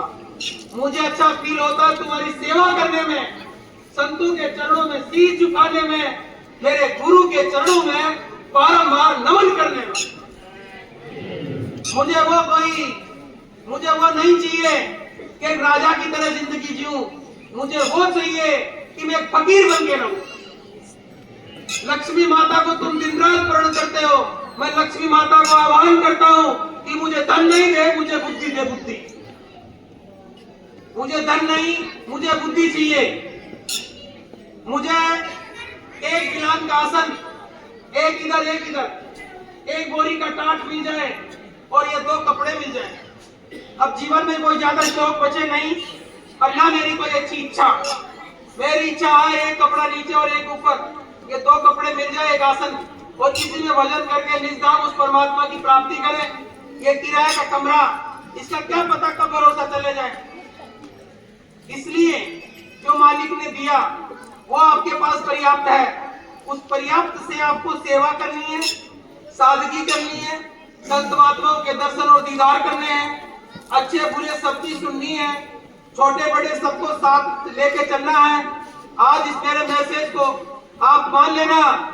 आज मेरा आह्वान एक दिन आपके दिल्ली संसद भवन में आवाज गूंजेगी, इस बात को याद रख लेना। जय गुरुदेव। आज ये छोटी सी बात है, इस बात को वहां तक आह्वान करवाएंगे, वहां तक ऐलान। एक फकीर भारत का ऐसा होगा जो पूरे भारत नहीं विश्व में ये झंडा लहराएगा। जय गुरुदेव। आपकी भारत सरकार इसको मान्यता देगी खुद, क्योंकि भारत सरकार जब राम जी वनवास गए थे तो ये बोल के गए थे सभी नर नारी अयोध्या लौट जाओ। उनका स्वागत करके नाव में बैठा करके जब वापस भगवान राम जी को छोड़ने के लिए आए थे, राम जी, सीता जी, जानकी जिनको बोलते हो, और लक्ष्मण भैया को, तो राम जी ने कहा था सभी अयोध्या वासी नर नारी लौट जाओ। तो जब 14 वर्ष बाद में भगवान आए तो सबसे पहले स्वागत में हिंजड़े आगे थे ताली बजाने। तो राम जी ने कहा तुम सबसे पहले कैसे पहुंच गए? कि सबसे पहले हम इसलिए पहुंच गए कि भगवान 14 वर्ष तक आप तो भोग ही रहे थे वन का। वनवास में आप काट रहे थे कष्ट, आप अपने शरीर को कष्ट दे रहे थे, राक्षसों का संहार कर रहे थे, पर हम भी आटे में फंस गए। बोला आपकी लीला ही ऐसी है, ना तो नर बनाया ना नारी, इसलिए हम तो हिंजड़े थे, आप हमारे को बोल के ही नहीं गए थे। अरे भाई भगवान करे वैसे तो कहें, हम कहें न सभी नर नारी भोजन पालो तो हिंजड़ा थोड़ी पाएगा, क्योंकि वो तो नर और नारी के लिए आदेश किया। तो 14 वर्ष बाद में वनवास, 14 वर्ष तक हिंजड़ों को भी काटना पड़ा था। इसलिए हिंजड़ों का राज हटाना है, कुछ वक्त बदलने वाला है। ये गुरु महाराज ने ये आवाज लगाई थी, मैंने नहीं। तो सत्ता भी परिवर्तन होगी, समय भी परिवर्तन होगा। अब वो संतों का साम्राज्य आएगा। देख लेना इस बात को, संतों का साम्राज्य आएगा। ये गुरु महाराज ने पहले भी कहा था। महंगाई आसमान में छू रही है, इतनी परेशानी आ रही है, प्रकृति नाराज है, ऊपर से आवाज कर रही है। 2026 के लिए संतों ने सबने आह्वान कर रखा है और मंच पे गुरु महाराज की वाणी को हम भी बोल रहे हैं। 2026, 27, 28 में आपके लिए नहीं, इस दुनिया के लोगों के लिए बहुत कष्ट मिलेगा। इतना कष्ट मिलेगा, इतने लोगों की जान जाएगी, पर जान बचेगी उनको नाम मिला है, जिनके पास मालिक का नाम है। अरे भाई बारिश तो आएगी, गोवर्धन तो उठाया था श्री कृष्ण ने, पर गोवर्धन के नीचे आए उनकी बचत हो गई थी। गोवर्धन के नीचे आने वालों की बचत हो गई थी, इसलिए ये झंडे के नीचे आ गए कि झंडे के नीचे बचत हो जाएगी। भगवान की शरण में आ जाएंगे, उनकी बचत हो जाएगी। जो शरण में नहीं है उनकी बचत नहीं होगी। इसलिए शरण में जल्दी से जल्दी पहुंचे, क्योंकि समय आगे नजदीक है। भगवान कृष्ण ने कहा था, गोवर्धन को उठाया था, गोवर्धन के नीचे बचाया कि नहीं बचाया? बचाया। तो फिर हर समय में हर नाम कारगर होता है, हर नाम का काम होता है, हर चीज का समय होता है। जैसे दादाजी आए थे, तो दादाजी के टाइम में डॉक्टर ये नहीं थे, दूसरे डॉक्टर थे। पिताजी के टाइम में दूसरे डॉक्टर थे, आपके समय में दूसरे डॉक्टर हैं। तो आपके समय में जो डॉक्टर है आपका इलाज वही करेगा। तो अभी के टाइम में जिनका जो आज से 50 साल पहले किसी संत से आशीर्वाद ले रखा है, उनको तो आशीर्वाद मिल ही गया। उनका तो गुरु कोई मरने की चीज थोड़ी है। गुरु शब्द होता है। शब्द ने शब्द रचना के, शब्द ने शब्द रचना के जहां के जीव को जहां पहुंचाया। और सब संतन ने किया बखान, और चढ़ चढ़ पूछो अगम ठिकान। संत कहते हैं कि नाम की डोर को पकड़ करके अगम ठिकान, अगम देश अभी बताया था, अगम देश अनामी महापुरुष स्कंद में सतगुरु बैठता है, वहां पर जीवात्मा डोरी से पहुंच जाएगी। लेकिन मरना पड़ेगा। मरना मतलब शरीर को नहीं मारना, इसको तो हो जाने दो, कब पूरा होगा जो, इसकी टेंशन ना लो। मतलब जिंदे रहो, शरीर में रहो, पर मन को मार लो। राधा ने भगवान कृष्ण के लिए क्या बोला? तुम ही मेरे परमात्मा, तुम ही मेरे पति देव, तुम पतियों के पति, पतितों के पावन हो, पतितों के पावन हो। तुम ही मेरे परमात्मा, तुम ही मेरे पति देव, तुम पतियों के पति, पतितों के पावन हो। अब बताओ उन्होंने क्या मान लिया? मेरा संसार, मेरी दुनिया, मेरी आत्मा, मेरा परमात्मा एक तरफ से मानने की जरूरत नहीं है। सब कुछ एक को ही मानना है, उसी में पूरी दुनिया देखनी है। और पूरी दुनिया में दुनिया को ढूंढना चालू कर दिया तो बुढ़े हो जाओगे बेटे, पर मिलने जुलने कुछ नहीं। और लास्ट के अंदर उसी जगह फिर चले जाओगे, जन्मत मरत, जन्मत मरत, जन्मत मरत। इसी सिस्टम में पड़े रहोगे। फिर जन्मे, फिर मरे, फिर जन्मे, फिर मरे, फिर जन्मे, फिर मरे। फिर सत्संग का कोई महत्व नहीं। ये आपके सामने जो मूर्तियां बैठी है, ये गुरु महाराज बैठे हैं। हम इस सिस्टम में गए, ये तुम्हारे को दिमाग से पागल दिखाई दे रहा है? नहीं, ये वो मूर्तियां हैं जिन्होंने कई जन्मों में भक्ति करी। जब जाकर के गुरु महाराज, इनके गुरु की कृपा से इनको ये रास्ता मिला और ये भजन करने का सौभाग्य प्राप्त हुआ। और अब भजन करके अब तो खुद तो पहुंचेंगे ही, लेकिन आप जैसे लोग सेवा भाव भक्ति से सेवा करते हैं, तो उनके प्रेम से आशीर्वाद और मुखारबिंद द्वारा जो शब्द निकलते हैं, उन शब्दों से आपकी नैया पार हो जाएगी। अरे गुरु महाराज का नाम में कितनी ताकत है। एक बार ऐलान किया मैंने, कितने लोग इकट्ठे हो गए। जरूरत पड़ी तो कितने लोग इकट्ठे हो जाएंगे, सोचो आप। अब बताओ, ये महात्मा जी कोई कहां से आए? कोई वृंदावन से आए, कोई गोवर्धन परिक्रमा करने जाते हो। अब देखो ये महाराज जी बैठे हैं, बाबू जी महाराज, ये गोवर्धन से आए हैं। तो ये इनका प्रेम ही था मेरे से, प्रेम से आए हैं क्या? अरे भाई, भोजन के लिए थोड़ी आए हैं, दक्षिणा के लिए थोड़ी आए हैं। ये तो प्रेम है, प्रेम लुटाने के लिए आए हैं, लूटने के लिए, लुटाने के लिए, दर्शन प्रसन्न करने के लिए। दर्शन किसे कहते हैं? देखो नैनों से और सूरज को संभाल दो। और प्रसन्न किसे कहते हैं? सुनना सुना लो। अब आप लोगों को दर्शन प्रसन्न दोनों मिल रहे हैं आज। अब ये बात गुरु महाराज की कृपा से आज का दिन, आज की तारीख और आज का समय नोट कर लेना। अगले पोस्ट बड़े में मैं नहीं बोल रहा हूं, मालिक ऊपर से संदेश कर रहा, क्या जुड़ा हुआ। अगले पोस्ट बड़े में जितने भी लोग आए हैं, गुरु महाराज के चरणों में बैठ करके इन्हीं चरणों से वंदना करता हूं, इन्हीं से आशीर्वाद लेता हूं, इन्हीं से प्रेम करता हूं, इन्हीं को मानता।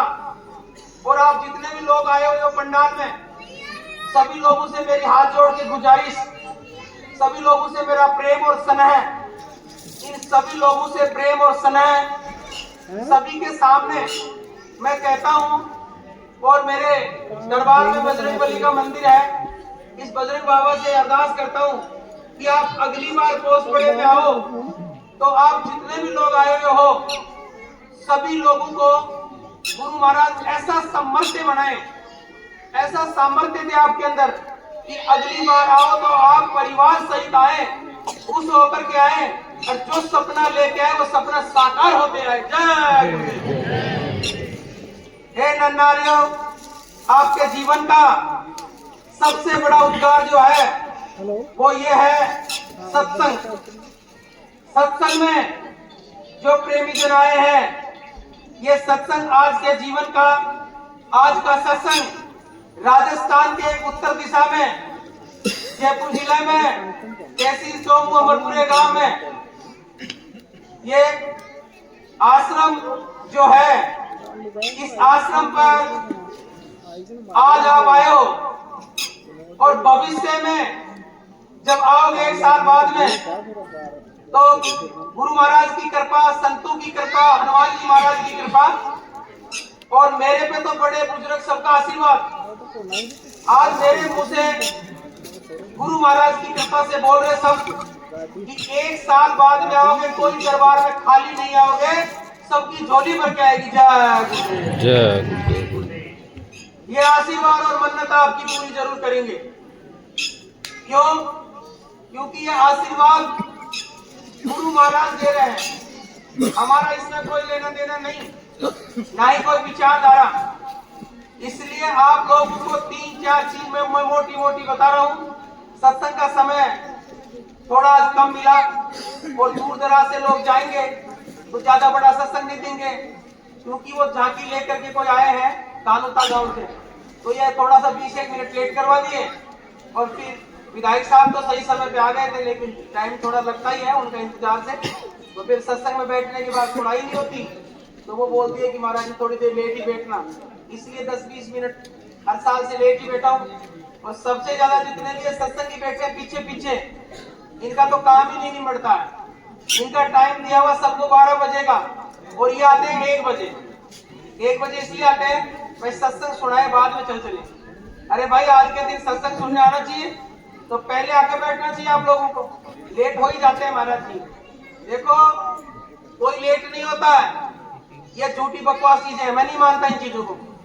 हमारे को टाइम लिख के तो 10:10 का, हम 10:10 पे पहुंचते अगले दिन। जब तुम्हारा टारगेट एक ही होना चाहिए, सत्संग गुरु, सत्संग और गुरु, और इतनी बजे फिर भी सबको आशीर्वाद है, सब समय पे पहुंच गए थे, पर अभी धीरे धीरे आ रहे हैं तो ये लेट हो गए। ये कोई बीबी में, कोई बच्चे में, कोई भैंस में, कोई गाय में अड़ज रहे हैं कहीं ना कहीं, ये तुम्हारे कर्म में अड़ज रहे हो। अरे भाई तुम आ जाओ, फिर वो पीछे का काम संभाल लेंगे। जब वो महापुरुष जिसके नाम से तुम आए उसकी जिम्मेदारी तो बढ़ती होगी। इस सत्संग पंडाल में ऐसी महिला से मिला सकता हूँ जो किवाड़ बंद करके सत्संग आ गए और पीछे से पूरा गहना निकल गया था, और गुरु महाराज को बोली कि महाराज जी हमारा गहना आना चाहिए। 4 दिन बाद चोर पकड़े गए और गेड़ा वापस आ गया। जय गुरुदेव। आप कहो तो खड़ा करके मिला सकते हैं ऐसी औरत, ऐसे एक नहीं है, यहाँ सैकड़ों लोग बैठे हैं ऐसे जिनके जीवन से। इसलिए मैं ज्यादा समय नहीं लूंगा। मैं आप लोगों को सत्संग के माध्यम से एक बात कह रहा हूँ, आज से शाकाहारी सदाचारी रहना है, मेहनत ईमानदारी से कमाना है। जितने भी दूर दराज से आए सत्संगी, वो सभी लोगों को आज की जो सत्संग की रूपरेखा और विचारधाराएं मिली, इसको अपने जीवन में उतार करके अपने जीवन को गौरविंद करें और खाने पीने को शाकाहारी और सदाचारी बनाएं। सत्संग 4 घंटे का, 5 घंटे का, 3 घंटे का, कितना देते रहो। मैन शब्द तुम्हारे को 1-1.5 घंटे अगर मिल जाते हैं तो आपके जीवन में वो बहुत है, क्योंकि उसी से आपका जीवन का रास्ता खुल जाता है। और सत्संग आज क्या, हर मंगलवार शनिवार को सत्संग होता है, जगह जगह पे सत्संग होते रहते हैं, तो ज्यादा समय नहीं लगाएंगे, क्योंकि अभी ये पंडाल तो भरा हुआ है, आराम से बैठ जाओ, आने वाले हैं शाम तक, तो इनकी व्यवस्था लंगर की सेवा भी होगी, तो ज्यादा समय नहीं लूंगा। इसलिए मोटी बात मैं आज कह देता हूँ आप लोगों को, ज्यादा समझने की जरूरत नहीं है। जिनको नाम दीक्षा होगी ध्यान भजन सुमरण करें, और नए लोग जो हैं उनको एक रास्ता बता रहा हूँ, ये रास्ता आप जरूर लिया करो। ज्यादा समय लेने की जरूरत नहीं है। एक माला ले लो, ये माला ले लेना, इसमें 108 अक्षर हैं। ये 108 अक्षर की माला क्यों बनी? अब आपके दिमाग में एक प्रश्न आया होगा। आप कागज पे लिखना राम, तो रे में रा आता है 27 नंबर पे, आता 2 पे और मैं 25 पे, ये हो गए 54, और 2 बार बोलते हो राम राम, इसलिए हो गए 108 जगह। राधे कृष्ण बोलोगे, जय गुरुदेव बोलोगे, किसी भी नाम का सुमरन करोगे तो आपके नाम का काम होगा। इसलिए एक माला लेकर के रोज इस नाम का सुमरन करते रहें। या आपको दीक्षा मिल गई या शिक्षा मिल गई, जो भी रास्ता मिला, इसी को यादगार रोज करना है। नहाने का, धोने का, शरीर की सफाई रखो। बाकी भक्ति में, संत मत में नहाने धोने का या ऐसा कोई मिथ्या वचन नहीं माना जाता। शरीर को साफ रखना, लेकिन इसमें दारू, मीट, अंडे जैसी कोई चीज नहीं रखोगे। ये मंदिर सामने दिख रहा है, ये सामने मंदिर दिख रहा है हनुमान जी का। ये ईंट से, चूने से, पानी से, पत्थर से बना हुआ है, लेकिन ये शरीर भी पृथ्वी से, आकाश से, जल से, तेज से, हवा से बना हुआ है। इसमें आप अन्न भगवान खाते हो, उन्हीं के भोग लगता है। इसलिए इस शरीर को चाहिए धरती पर पैदा होने वाली चीज। और जो देवताओं के भोग लगाते हो वो लिंग शरीर में होता है, तो लिंग मतलब परछाई में धुआं होती है। धूप दीप करते हो, भोग लगाते हो, वैसा दर पर वो उसका भोजन होता है। और सूक्ष्म यानी अदृश्य में दिखाई नहीं देने वाली चीज, उनके लिए फूल और पुष्पों से दिखाई नहीं देती। आपकी जीवात्मा दिखती नहीं पर होती है। दूध में मक्खन होता है पर दिखता नहीं। मंथन करने से कई रास्तों से गुजरा होता है। इसलिए ऐसे सूंघोगे तो इसमें खुशबू आती है, होती है पर दिखती नहीं। खुशबू है पर दिखती नहीं, तो भगवान है पर दिखता नहीं। इसको देखने के लिए आपके पास ही रास्ता है। 8 माला रोज करना है सुमरन, मालिक के नाम का सुमरन। खाने पीने का परहेज रखना है, कम खाओ गम खाओ, ज्ञान भजन सुमरन करो, भोजन भोजन और खजाना, और ये तीनों का अलग ठिकाना। भोजन करने का, भजन करने का, भोजन भजन और खजाना। खजाना है पैसा। आप किसी को बता दोगे मेरे पास 50 लाख रुपए हैं, तो दूसरे दिन 10 दोस्त आ जाएंगे, लाख एक रुपए दे देना, फिर वो वापस नहीं देते। अभी का जमाना खराब है, देन लेन का मामला है, जिसको देते हैं उसको ले। निजी प्रेम तो तुम्हारा है, पर कई लोग मंगलवार को देखता हूँ महाराज 10 लाख रुपए बुआ का बेटा को दिया, वो नहीं दिया। तो ये तुम्हारी व्यवस्था है, उसके पास होंगे तो दे देगा, नहीं है तो कोई बात नहीं। और जैसे दिया है तो दे ही देगा, तो उसकी नीयत खराब हो गई तो उसके बीच चले जाएंगे, ये पक्की बात है। इसलिए नीयत साफ रखो। नीयत साफ रखोगे तो सब काम होंगे। नीयत के धन है पूरे, नीयत से सब काम बनते हैं। नीयत जिसकी बिगड़ गई तो सब कुछ बिगड़ गया। जिसकी नीयत सही है सब तुम हो। आप मन में संतों के बड़े बड़े प्रोग्राम होते हैं, आप एक शादी करते हो उसमें पागल जैसे हो जाते हो। और संतों के लाखों लोगों का प्रोग्राम गुरु पूर्णिमा पे हुआ था, कोई परेशानी है? अभी अर्धकुंभ चलेगा, अब देख रहा वहां कई करोड़ लोग आएंगे, और व्यवस्था भी होती है, काम भी बनता है, और सब कुछ मालिक की कृपा से शुद्ध हो जाता है। इसलिए मेरी हाथ जोड़ के विनय हमारी, तजो नशा और बदो शाकाहारी। इसलिए शाकाहारी सदाचारी बनो, मेहनत ईमानदारी से कमाओ। किसी के डंडा अड़ा करके बिना मेहनत का पैसा लेकर के, बिना मेहनत की हराम की कमाई लेके आओगे तो हराम के तरीके से चले जाएंगे। आप यहाँ कोई पुलिस कर्मी बैठे हैं, मीडिया वाले भी बैठे हैं, सब प्रकार के लोग यहाँ आश्रम में बैठे हैं। सबसे मेरी हाथ जोड़ के गुजारिश है कि अपने घर पर हमारे दरबार से जुड़े हो, जय गुरुदेव नाम से जुड़े हो, तो मेहनत ईमानदारी का पैसा घर में लेके आओ। बेईमानी का पैसा लाके भजन करके परमात्मा को प्राप्त करना चाहते हो, कभी नहीं है। लिख लेना, आड़ा कोई ब्याड़ा बिना, मेहनत करके कमाओ, मेहनत करके खूब कमाओ, कोई मनाही नहीं। भूख लगे जितना खाओ, कोई दिक्कत नहीं है। हम तो ये कह रहे गलत चीजें मत खाओ, जीव को मत मारो। किसी की आपके भोजन में, आपकी थाली में कोई किसी की हिस्सा ना रहे, किसी जीव उसमें मरा हुआ जीव तड़पता ना रहे, उसको खाओ तो दिल में एक बार सोचो मैं किसी का बेटा खा रहा हूँ। जब 20 साल की उम्र में तुम्हारा कोई बेटा मरेगा और जिस तुम रोते हो और रुदन बनाते हो, उस टाइम में लोग आकर के आपको चुप करते रोए मत, भगवान की लीला, तो उस बेटे के लिए भी लो भैया। और एक अपवाद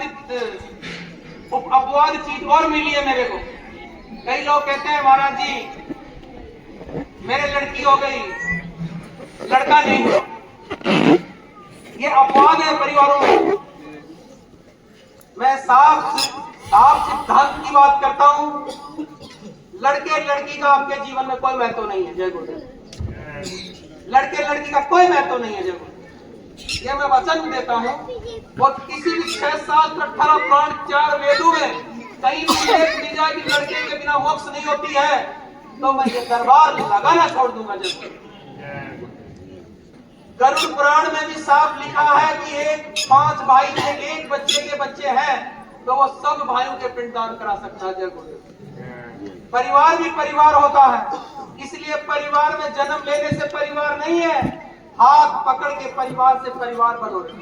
सत्संगी से सत्संगी नहीं है। गुरु महाराज ने पीला काला कपड़ा पहना दिया, दौड़ा सफेद पहन दिया, अरे इसका बाना निभाओ भाई, इस ताज का महत्व निभाओ। इसका महत्व क्या है? इसका महत्व है कि दूसरी कोई भी चीज है उसकी अपनी मत बनाओ। किसी की जमीन है, किसी का पैसा है, किसी का धन है, किसी की दौलत है, उसको किस प्रकार से त्याग दो। जिस प्रकार से सर्दी के दिन में गर्मी आते सर्दी के कपड़ों को त्याग देते हो, उसी प्रकार से कर्म की गति इतनी गहरी है, लाखों गायों का बछड़ा अपनी मां को पहचान लेता है। उसी प्रकार से तुम्हारे किए हुए पाप जब यमराज के सामने जाओगे, पूछेगा हाकिम तो क्या तुम कहोगे, कुदरत की अदालत में जलना पड़ेगा।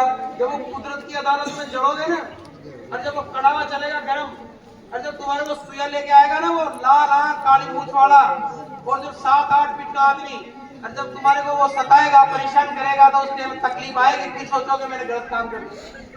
इसलिए माता पिता की सेवा करो, अपने परिवार में हमेशा अग्रणी रहो।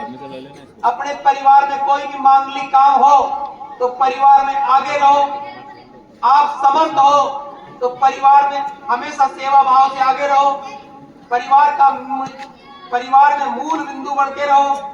ऐसे नहीं पीछे खिसक जाए, आगे बढ़ के रहो और परिवार के साथ रहो।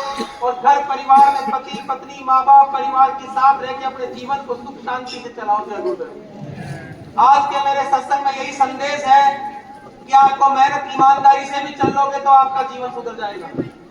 वजन आपसे होगा नहीं, कोई बात नहीं, पर जितना उतना करो। और सत्संगी लोग जो बैठे हैं, हमारे भाई लोग बैठे हैं, उनसे मेरी गुजारिश है कि ध्यान भजन और सुमरण सही समय पर करते रहो और महाराज जी के नियम बताए हुए नियमों पर चलते रहो।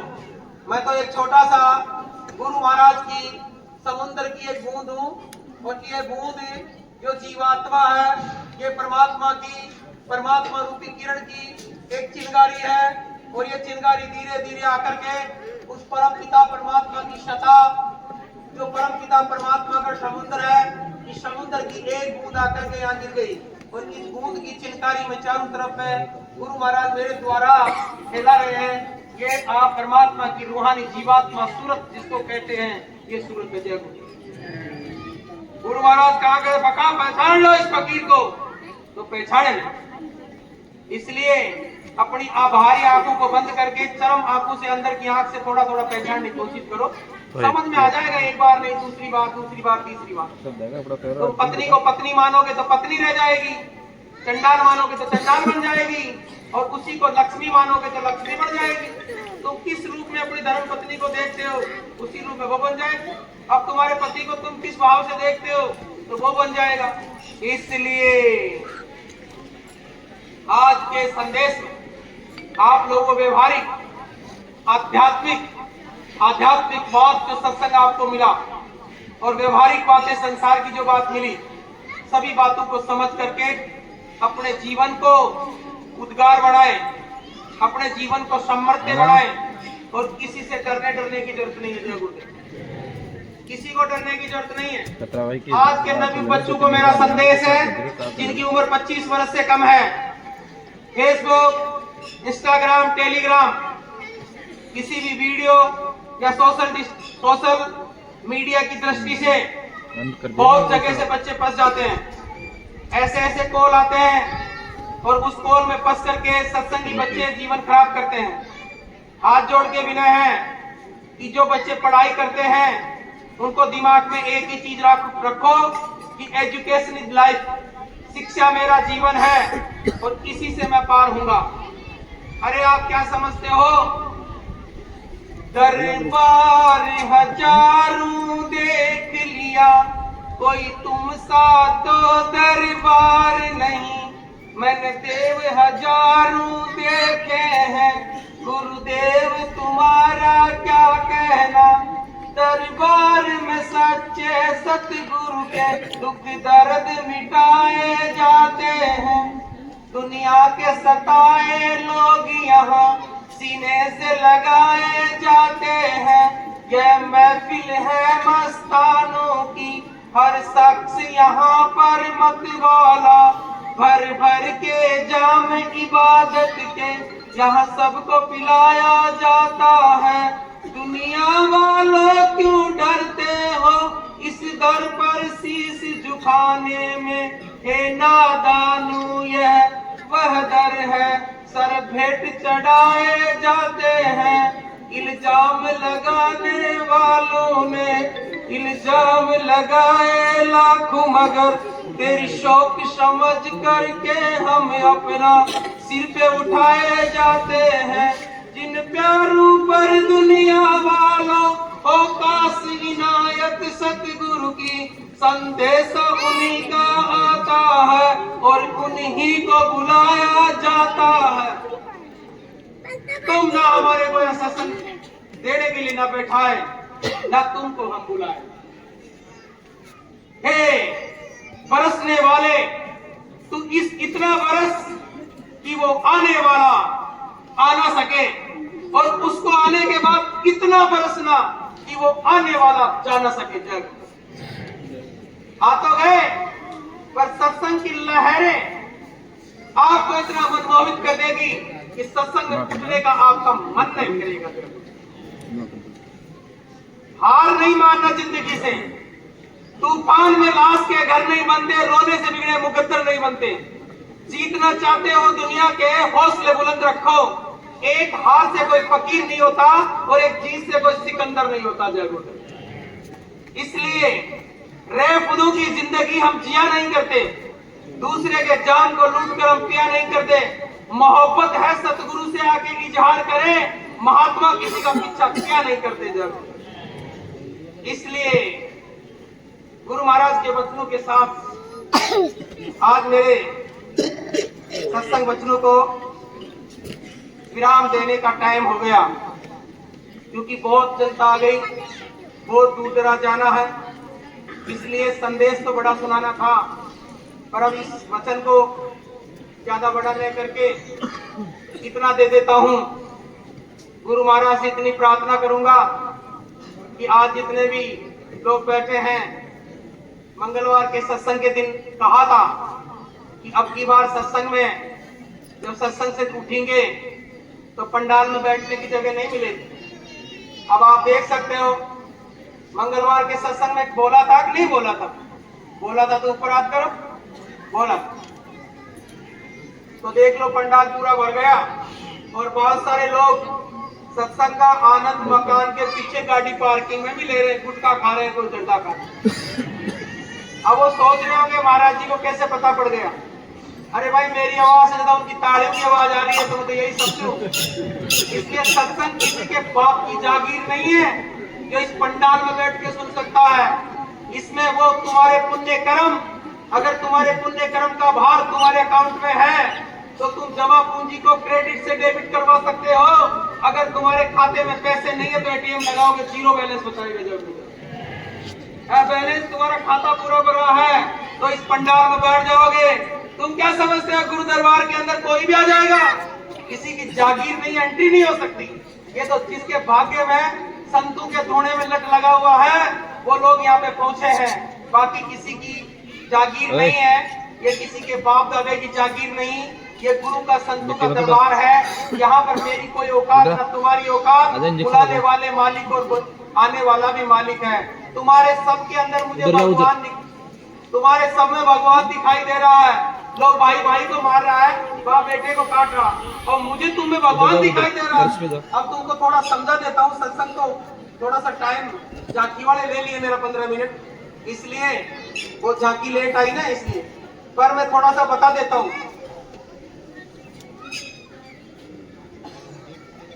हो गया? चलो ठीक है, ज्यादा समय नहीं लेंगे। आप लोगों को इतना सा बता देता हूं मैं, बस लास्ट शब्द यहीं पे विराम दूंगा कि आज, अब और यहां, आज, अब और यहां, आप और हम, और सिर्फ गुरु महाराज जय गुरुदेव। ना तुम्हारा ना हमारा, ना तुम्हारा ना हमारा, जहां देखे वहां उन्हीं का सवेरा। गांव में रहो चाहे ढाणी में, गांव में रहो चाहे ढाणी में, और सदा रहो गुरु की। गांव में रहो चाहे बस्ती में, गांव में रहो चाहे बस्ती में। मोहन जी गणेश को बदल दो बार। गांव में रहो बस्ती, गांव में रहो चाहे बस्ती में, और सदा रहो गुरु की मस्ती में। गांव में रहो चाहे बस्ती में, और सदा रहो गुरु की मस्ती में। तो आज के सत्संग को विराम देने से पूर्व आगे की प्रतिक्रिया बता देता हूं। सबसे पहले 5 मिनट का ध्यान भजन होगा, उसके बाद एक प्रार्थना होगी, भोग की प्रार्थना 2 सत्संगी बोलेंगे, और फिर सत्संग को यहीं विराम देंगे। फिर जो संत पधारे हुए हैं उनको गुरु महाराज का प्रतिचिन्ह देंगे। विद्वान लोग जो 2 दिवसीय प्रोग्राम जो ब्राह्मण लोग यहाँ थे, उनको जो भी महाराज जी के द्वारा दक्षिणा मिलेगी वो दक्षिणा दी जाएगी। और उसके बाद में फिर भोजन प्रसादी चालू होगी। भोजन प्रसादी में 2 लंगर में भोजन करेंगे। इधर में महिला बैठेगी, इधर में पुरुष बैठेगा। महिलाओं को महिला खाना खिलाएगी, पुरुषों को पुरुष खिलाएंगे। जितने भी मंदिर दरबार में 3 दिवसीय प्रोग्राम के अंदर 3 दिन तक जो सेवादार रुकेंगे वो शाम को जाना नहीं है, और जो सेवादार सुबह आए हैं वो लेट तक अपनी व्यवस्था के अनुसार सेवा देकर के अपने अपने समय पे पहुंच जाना। साधन की व्यवस्था जिनके पास है रखो, जिनके पास नहीं है, जो बाहर से गाड़ी आई है झुंझुनू जिला से कितनी गाड़ी है? झुंझुनू जिला से 2 गाड़ी झुंझुनू से है। तो जो बाहर के लोग हैं माचवा से कितनी है? 5-7 गाड़ी माचवा से है। और आपके उधर हिंगोनिया 6 गाड़ी हिंगोनिया जोबनेर से है। ऐसे जो बाहर की गाड़ियां हैं वो अपना ध्यान रखें। अलवर भरतपुर साइड के जो लोग हैं वो अपना ध्यान रखें। बाहर के सत्संगी लोग पहले लंगर में भोजन करके सेवा भाव जो देना चाहते हैं सेवा दे सकते हैं। और दूसरा ये तो हो गया शरीर की सेवा, और मन की सेवा है। जो बुजुर्ग लोग यहाँ बैठे हैं मेरे सामने, वो मेरे पिता तुल्य हैं। उनसे मेरी गुजारिश है कि वो ये नवयुवक बच्चों का साथ दे और लंगर प्रसादी में थोड़ा सा ध्यान रखें। और ये देखो, थोड़ा सा एक बात बता दो, आप शादी विवाहों में जाते हो तो मैं देखता हूँ खड़ा खाना जहाँ होता है तो महिलाएं प्लेट भरती है और उसी में डाल देती है। शादी में अगले ने 1000 आदमियों का खाना किया और तुमने उसको 700 में पूरा कर दिया, अगले के 300 की कमी पड़ गई तो तुमने किया, वो नहीं किया ना। तो कहीं भी खाना खाना जाए झूठ छोड़ के नहीं आना। तो भरपेट भोजन करो, भोजन भरपेट करना है, लेकिन झूठ नहीं छोड़ना है। अगर मेरे को एक भी आदमी ये बोल दिया कि तुम्हारे सत्संगी महाराज जी झूठ छोड़ते हैं, यहाँ की संस्कृति एक नई तरीके से अपनानी है। इसलिए शाकाहारी सदाचारी नशामुक्त अभियान जो चलाएंगे, अभी 3 बार जय गुरुदेव नाम के साथ ये बात बुलाऊंगा। सबसे पहले 5 मिनट ध्यान भजन में बैठाऊंगा और उसके बाद में जो प्रतिक्रियाएं होगी उसका साथ दोगे। जब तक सब चुपचाप बैठे रहेंगे, जिनको नाड़ा छोड़ पेशाब की बाथरूम जाना हो तो चुपचाप उठ के साइड में पीछे जाके आ सकते हैं। बाकी जो बैठे सत्संगी इनको डिस्टर्ब ना करें। 20-25 मिनट का काम है, फिर बाद में आराम से भोजन कर सकते। जय गुरुदेव।